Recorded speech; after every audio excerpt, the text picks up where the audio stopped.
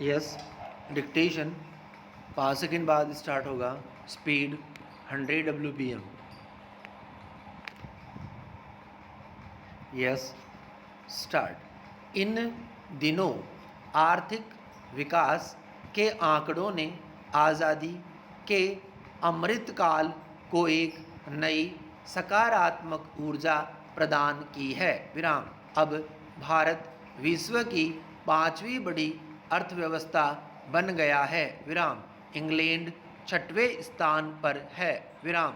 यकीनन यह हर भारतीय के लिए गर्व की बात है। विराम। अब हमसे आगे जर्मनी, जापान, चीन और अमेरिका ही रह गए हैं। विराम। यह बात भी सत्य है कि आर्थिक आंकड़े मात्र तुलनात्मक आधार का एक पक्ष प्रस्तुत करते हैं, उनसे संपूर्ण तस्वीर स्पष्ट नहीं होती है। विराम। इसे समझना होगा। विराम। इंग्लैंड भारत की आबादी के 5% के बराबर है, यानी भारत की कुल आबादी इंग्लैंड से 20 गुना अधिक है। विराम। फिर भी यह भारत के पिछले 75 सालों के अथक प्रयासों का एक ऐतिहासिक क्षण है, जब हम अपने आप को विश्व की 5 बड़ी अर्थव्यवस्थाओं में शुमार पाते हैं। विराम पैरा। आर्थिक आंकड़ों ने दूसरी खुशी तब प्रदान की जब चालू वित्तीय वर्ष की प्रथम तिमाही के जीडीपी के आंकड़े सामने आए। विराम। यह दौर इस दौरान 13.5% रही। विराम। हालांकि इस आंकड़े ने एक बहस को भी जन्म दिया। विराम। रिजर्व बैंक ऑफ इंडिया के अनुमान के मुताबिक यह दर 16.2% के आसपास होनी चाहिए थी। विराम। इसलिए कहा गया कि अब भी शायद भारतीय अर्थव्यवस्था कोरोना महामारी के बाद सुधार के वास्तविक मिजाज में नहीं आई है। विराम। याद रहे कि पिछले 2 वित्त वर्षों की पहली तिमाही में बहुत विकट स्थिति थी। विराम। 2020-21 की पहली तिमाही में 23% की नकारात्मक दर थी, तो पिछले वर्ष जनवरी में शुरू हुई महामारी की तीसरी लहर का असर उस समय के जीडीपी के आंकड़ों पर देखा गया था। विराम। इस पक्ष में यह बात भी गौरतलब है कि यह आर्थिक आंकड़ा भी समाज के विकास की संपूर्ण तस्वीर नहीं प्रस्तुत कर रहा है, क्योंकि बेरोजगारी तथा महंगाई के लगातार बढ़ते आंकड़े इस संदर्भ में एक नकारात्मक रुख बनाए हुए हैं। विराम पैरा।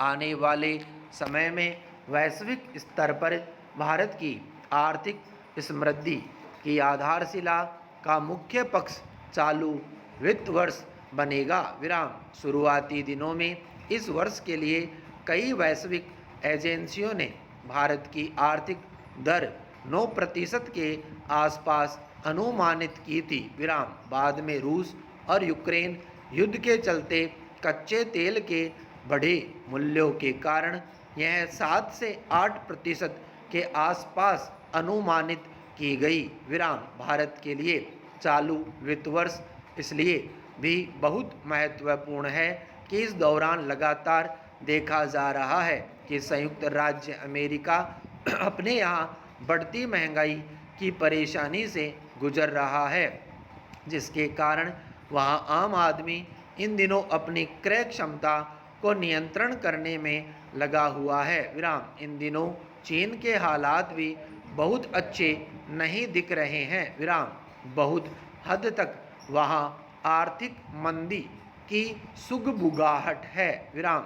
चीन की अर्थव्यवस्था का आधार मुख्यतः निर्माण और विनिर्माण का क्षेत्र है। विराम। पिछले कुछ समय से देखा जा रहा है कि कोरोना महामारी का असर चीन के आर्थिक विकास पर अब भी दिख रहा है। विराम।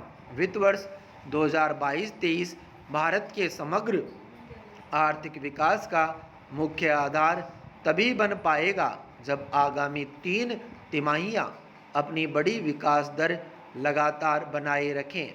ताकि भारतीय अर्थव्यवस्था औसतन 8% के आसपास की विकास दर साल के अंत में प्राप्त कर सके। विराम पैरा।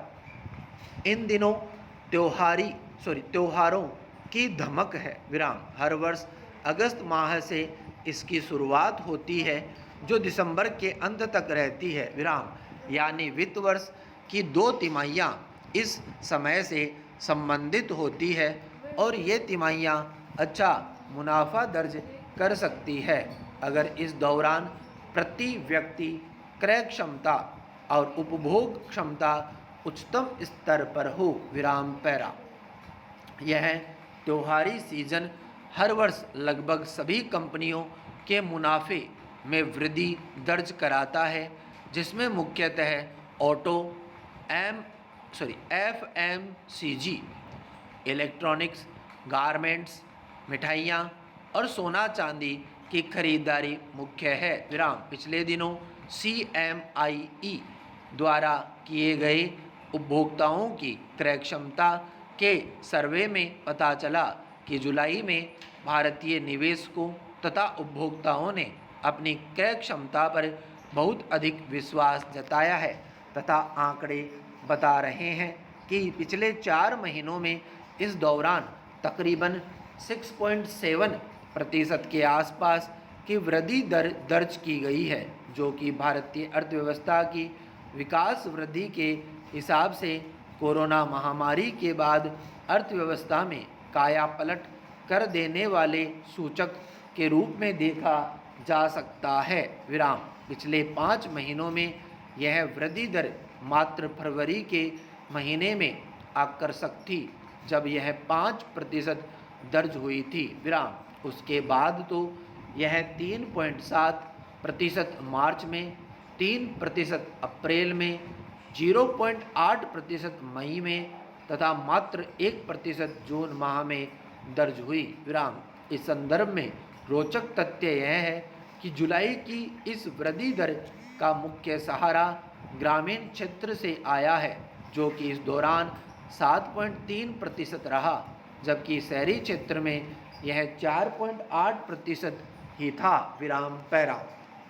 इसका कारण स्पष्ट है। विराम। शहरी क्षेत्र में बेरोजगारी की दर अधिक है तथा कोविड पश्चात की आर्थिक सबलता लोगों में अभी नहीं आई है, क्योंकि वार्षिक वेतन वृद्धि इस दौरान 5 से 6% के आसपास की आंकी गई है। विराम। ग्रामीण क्षेत्र का अधिक सक्षम होना इस दौरान इसलिए संभव हो पाया क्योंकि सितंबर माह तक मानसून मध्य और दक्षिण भारत में अपनी गति को अच्छे ढंग से बनाए हुए है, जिसका सकारात्मक प्रभाव कृषि क्षेत्र पर दिख रहा है। विराम। सरकार ने कृषि क्षेत्र हेतु न्यूनतम समर्थन मूल्य MSP को मानसून पर आधारित खरीफ फसलों के लिए 4 से 8% तक बढ़ाया है। विराम। मनरेगा के आंकड़े भी ग्रामीण आर्थिक विकास स्थिति को अलग ढंग से स्पष्ट कर रहे हैं। विराम। चालू वित्तीय वर्ष के जुलाई माह में करीब 2.04 करोड़ ग्रामीण मनरेगा पर निर्भर थे, जबकि उसके पिछले माह के दौरान यह आंकड़ा तकरीबन 3.16 करोड़ था। विराम। मानसून तथा अन्य रोजगार के अवसरों की उपलब्धता के कारण जुलाई माह तथा इसे आगे वाले समय में ग्रामीण व्यक्तियों की निर्भरता मनरेगा पर कम हुई है तथा उनके पास आर्थिक जीवन चक्र के लिए दूसरे संसाधन उपलब्ध हुए हैं, जो कि भारतीय अर्थव्यवस्था के लिए आर्थिक प्रगति का अच्छा आधार बना है। विराम पैरा। आर्थिक विकास दर में लगातार वृद्धि बनाए रखना भारत जैसे विकासशील देश के लिए बहुत ज़रूरी है। विराम। हम इसमें इतना आगे तक निकल आए हैं कि अब अपनी चाल में तेज़ी बनाए रखना एकमात्र विकल्प है। विराम। अन्यथा इसके कई विपरीत प्रभाव हैं, जिनके अंतर्गत विदेशी निवेशकों द्वारा शेयर बाजार में बिकवाली भी है विराम। अब आवश्यकता है कि महंगाई की दर को सरकार नियंत्रित करे, अन्यथा हो सकता है कि त्योहारों के मौसम में इसका विपरीत असर आम व्यक्ति की क्रय क्षमता पर देखने को मिले तथा जिसके परिणाम स्वरूप जीडीपी के आंकड़ों में भी कमी दर्ज हो। विराम स्टॉप।